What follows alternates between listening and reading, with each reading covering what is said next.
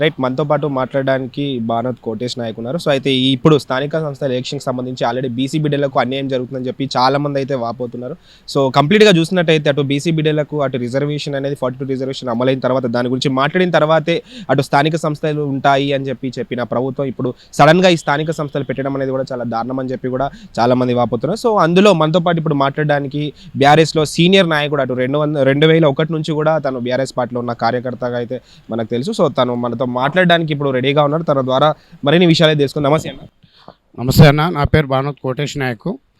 2001 నుంచి ఉద్యమకారుని. అయితే విషయం ఏంటంటే అన్న, ఇప్పుడు కాంగ్రెస్ గవర్నమెంట్ ఏదైతే ఉందో వాళ్ళు 6 గ్యారంటీలు 420 హామీలు ఇచ్చిర్రో, అది ఎట్లయితే డ్రామా జూట్ మాట ఏదైతే మాట్లాడిరో అబద్ధం హామీలు ఇచ్చిర్రో, అదేవిధంగా ఇప్పుడు బీసీలకు 42% అని చెప్పేసి 17%కి పరిమితం చేసేసి కొన్ని చోట్ల జనరల్ వచ్చిన కాడ బీసీ బిడ్డలు వేస్తూ ఉంటే వాళ్ళకు కూడా ఇప్పుడు ఈరింగ్ కోసి ఇప్పుడు నల్గొండ డిస్టిక్లో నిన్న ఈరింగ్ కోసి మరి అంత ఘోరంగా మాట్లాడడం పద్ధతి కాదు. దీనికి సీఎం రేవంత్ రెడ్డి కానీ మా మంత్రులు కానీ క్షమాపణ కంపల్సరీ చెప్పాలి. బీసీ పిల్లలకు కానీ ఎవరికైనా కానీ బీసీ బిడ్డలకు నేను ఎస్టీ క్యాండిడేట్ ఉండి కూడా నేను మద్దతు తెలుపుతున్నా, సంఘీభావం తెలుపుతున్నా మా బీసీ సోదరులకు అని చెప్పేసి నేను తెలియజేస్తున్నాను. అటు ముందు నుంచి కూడా బీసీ బిడ్డలకు అన్యాయం జరుగుతుందని చెప్పి చాలా తెలంగాణ రాష్ట్రంలో ఎక్కువ పాపులేషన్ పబ్లిక్ వాళ్ళే కూడా వాళ్ళకి వాళ్ళకు అంటే పోటీలో నిలబడదామన్నా కూడా అవకాశం లేకుండా అయిపోయిందని చెప్పి అయితే వాళ్ళు వాపోతున్నారు. దీనికంటే మీరు చూసిందంటే అటు జేఏసీ నాయకులు కానివ్వండి, గత కొద్ది నెలల నుంచి అయితే ఎక్కడికక్కడ రాస్తారోకోలు చేయడం కానీ, నిరసన దీక్షలు చేయడం కానీ చాలామంది నాయకులు వాళ్ళకి సపోర్ట్ చేసినా కూడా ఇప్పటికీ 42% రిజర్వేషన్ అయితే అమలు అవ్వలేదు అన్న. 42% రిజర్వేషన్ అనేది కాంగ్రెస్ గవర్నమెంట్ ఫస్ట్ నుంచి లాస్ట్ వరకు ఇప్పటి వరకు కాంగ్రెస్ గవర్నమెంట్ లాస్ట్ చేసుకుంటూ వచ్చింది. మన కేసీఆర్ గారు బీఆర్ఎస్ పార్టీ 2001 నుంచి ఉద్యమం స్టార్ట్ చేసిన అప్పటి నుంచి మన తెలంగాణ ఎట్లుండే, తెలంగాణని ఎట్లా తీసుకొచ్చారు, ఏ రూటుకు తీసుకొచ్చారు, నెంబర్ 1 స్థానాల్లో నిలబెట్టారు మన కేసీఆర్ గారు. అదేవిధంగా ఏంటంటే మన 4.5 కోట్ల ప్రజలకు ఆయన కడుపులో పెట్టుకొని చూసుకున్నారు. కుల మత భేద ఏమీ లేకుండా అందరు నా పిల్లలే అనుకొని కడుపులో పెట్టుకొని చూసుకున్నారు అన్న కేసీఆర్ గారు. ఆ కులం ఈ కులం కులాల పేరు మీద దేశించడం కానీ అలాంటిది ఏం చేయలేదు. వీళ్ళే ఇప్పుడు ఎస్టీలలో చిచ్చు పెట్టిస్తున్నారు, సుప్రీంకోర్టు వరకు కేసు పెట్టిస్తున్నారు. ఎస్టీలలో మాకు దగ్గర 1976, 56లో ఆమోదించిన అది చట్టంలో ఉన్నదానికి ఇప్పుడు రేవంత్ రెడ్డి వచ్చి సీతక్క అసలు ఇక్కడ మన తెలంగాణ వాదులే కాదు, ఎందుకంటే వాళ్ళు కూడా సీతక్క కూడా వలస వచ్చిన వాళ్ళు ఏంటంటే ఛత్తీస్గఢ్ బార్డర్ నుంచి గుత్తి కొయ్యోలు అని చెప్పేసి అంటారు వాళ్ళని. సీతక్క కూడా ఇక్కడ మన తెలంగాణ వాసులు కాదు, వాళ్ళు ఏంటంటే వలసలు వచ్చిన వాళ్ళు అని చెప్పేసి నేను తెలియజేస్తున్నా. ఇంకొక విషయం ఏంటంటే స్థానిక ఎలక్షన్లలో అడుగడుగున మిమ్మల్ని తెలంగాణ ప్రజలు కానీ తెలంగాణ బిడ్డలందరూ మేలుకోండి. దయచేసి కాంగ్రెస్ పార్టీ ఇంతకుముందు 420 హామీలు 6 గ్యారంటీలు ఎట్లయితే మోసం చేసిందో ఇప్పుడు బీసీలకు కూడా 40% అని చెప్పేసి 17%కి ఏదైతే పరిమితం చేసిందో ఇది దృష్టిలో పెట్టుకొని వాళ్ళు పింఛన్ 4,000 అన్నారు, 4,000 ఇవ్వలేదు. హ్యాండిక్యాప్లకు వికలాంగులకు 6,000 రూపాయలు అన్నారు. మన కేసీఆర్ సార్ 1,00,000 రూపాయలు ఇస్తుంటే 1,00,000తో పాటు తులం బంగారం ఇస్తామన్నారు అని చెప్పి ఏమీ ఒక్కటి కాదు 2 కాదు ఏమీ నెరవేర్చలేదన్న. ఒక ఫ్రీ బస్సు తప్ప ఆ ఫ్రీ బస్సులో కూడా ఇంకా కొన్ని బస్సులు తీసేసారు. ఆ ఫ్రీ బస్సులో కూడా ఆడోళ్ళని పెట్టి మగోళ్ళని డబల్ ఛార్జ్ పెంచేసారు. కొల్లూరుకి సంబంధించిన ఏరియాలో కూడా అటు శ్మశాన వాటిక లేదని చెప్పి కూడా కొన్ని కంప్లైంట్స్ అయితే వచ్చాయి. గతంలో బీఆర్ఎస్ ప్రభుత్వం ఉన్నప్పుడు కూడా కట్టలేదు. ఇప్పుడు ప్రభుత్వం మారిన తర్వాత డబల్ బెడ్రూమ్లు ఇచ్చారు, కానీ డబల్ బెడ్రూమ్లకు సంబంధించిన ఎవరైతే అక్కడ ప్రజలు ఉంటున్నారో వాళ్ళకి సంబంధించి శ్మశాన వాటిక లేదని చెప్పి కూడా ఒక మీ ఏరియాకి సంబంధించిన బాధితులు కూడా కొంతమంది రావడం జరిగింది. దాని విషయంలో మీరేం చెప్పారు? ఒకటండి, ఇప్పుడు మా కేసీఆర్ గారు మా పాలిత వరం ఆయన, మేము కళలో కూడా ఊహించుకోలే ఇలాంటి ఇంట్లో ఉంటామని చెప్పేసి. డబల్ బెడ్రూమ్ ఇల్లు కట్టించి మాకు ఇచ్చి పట్టా ఇచ్చినాక ప్రభుత్వం మారిపోవడం జరిగిందన్న. ప్రభుత్వం మారిపోయిన వెంటనే ప్రభుత్వం మారినాక 1 ఇయర్ తర్వాత మాకు హ్యాండ్ ఓవర్ చేసారు. ప్రభుత్వం ఎప్పుడైతే మారిందో అక్కడ ఉన్న మౌలిక వసతులు ఏదైతే లేఅవుట్లో ఉందో లేఅవుట్లను పట్టి కేసీఆర్ గారు అక్కడ పోలీస్ స్టేషన్ కానీ, హాస్పిటల్ కానీ, పెట్రోల్ బంకు కోసం కానీ, బ్యాంకులకు కానీ, పోస్ట్ ఆఫీస్ కానీ, A to Z అక్కడ డెవలప్మెంట్, స్కూల్కి కానీ A to Z డెవలప్మెంట్ కోసం, అక్కడ మౌలిక వసతుల కోసం ఒక సిటీకు, మినీ ఇండియాకు సంబంధించిన ఏదైతే ఉంటుందో అదే విధంగా ప్లేస్ అన్నీ కేటాయించడం జరిగింది.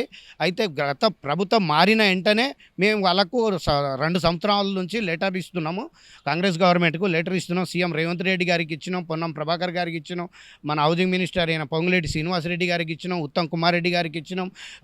ఇంతకుముందు సంగారెడ్డి కలెక్టర్ ఇద్దరు మారిర్రు, ఇప్పుడు ఒక మేడం వచ్చిర్రు, ప్రవీణ్య మేడం అని చెప్పేసి మేడం గారికి కూడా ఇచ్చినాం. సివిల్ సప్లై ఆఫీస్లో కూడా ఇచ్చినాం.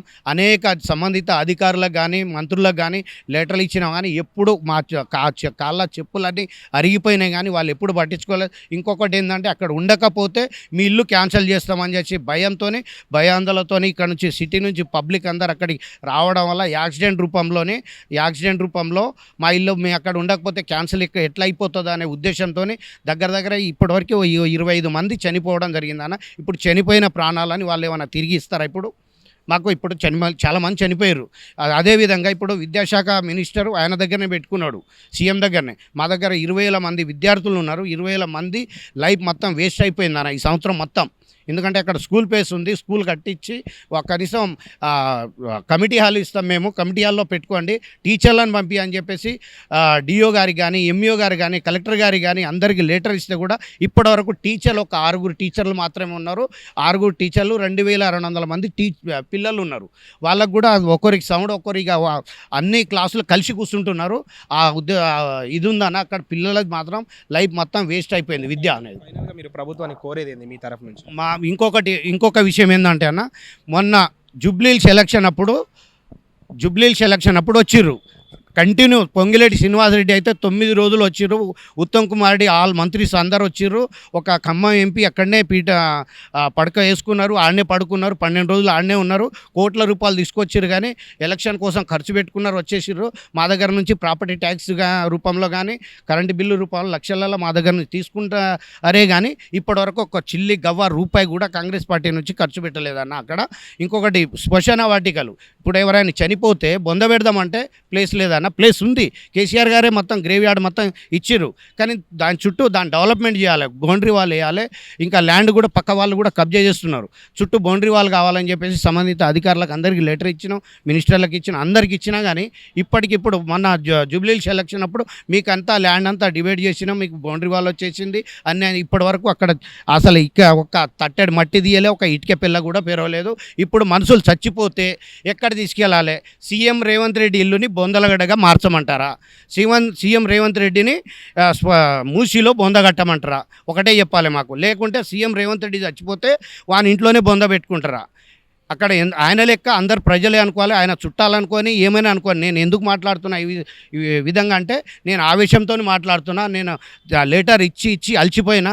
ఎక్కడెక్కడో ఒక రాష్ట్రం కాదు, ఒక ప్రాంతం కాదు, ఒక కులం కాదు, ఒక మతం కాదు, ఒక బస్తీ కాదు, ఒక డిస్టిక్ కాదు, ఒక మండలం వ్యక్తులు కాదు, అందరు మా వాళ్ళే అని చెప్పేసి అందరినీ కల్పించిన మన కేసీఆర్ గారు అక్కడ శ్మశాన వాటికతో పాటు అన్ని దేవస్థానాలకు కూడా ప్లేసు. ఇప్పుడు క్రిస్టియన్ సోదరులకు ల్యాండ్ కేటాయించిండు, హిందువులకు కేటాయించిండు, మన ముస్లిం సోదరులకు కూడా మస్జిద్ కోసం కేటాయించడం జరిగింది. అయితే అక్కడ డెవలప్మెంట్ కోసం మన హిందూ సోదరులకు కొద్దిగా అప్పుడు జనసంఖ్య ఎక్కువ ఉంది, దానికి కొద్దిగా ల్యాండ్ ఆల్రెడీ ఉంది, దాన్నే అని చెప్పి అంటే కూడా పంచట్లేదు. ఓకే అండి, మంచి. నేను కొల్లూరు నుంచి కేసీఆర్ నగర్ phase 2 నుంచి మాట్లాడుతున్నా. నా పేరు భానోత్ కోటేష్ నాయక్. ఓకే అన్న, మంచి, థ్యాంక్ యూ. చూసారు కదా, ఆల్రెడీ అటు బీసీ రిజర్వేషన్ గురించి, అదేవిధంగా వాళ్ళ కొల్లూరు నియోజకవర్గంలో అంటే ఆ ఏరియాలో అటు ఇందిరమ్మ ఇల్లు ఇచ్చినా కూడా అక్కడ శ్మశాన వాటిక లేదు. సో చనిపోయిన వాళ్ళకు ఎక్కడ బొంద పెట్టాలన్నది కూడా మాకు తెలియట్లేదు. చాలా ఇబ్బంది పడుతున్నాం, చాలా దయనీయ స్థితిలో ఉన్నాము మా ఏరియాలో. ఎందుకంటే ఎవరైనా చనిపోయినా కూడా వాళ్ళని తీసుకెళ్ళడానికి అటు శ్మశాన వాటికి కూడా చాలా ఇబ్బంది అవుతుందని చెప్పి తను వాళ్ళ బాధనైతే వ్యక్తం చేయడం జరిగింది. కెమెరామెన్ మురళితో, స్టూడియో 18 న్యూస్, భారత్, హైదరాబాద్.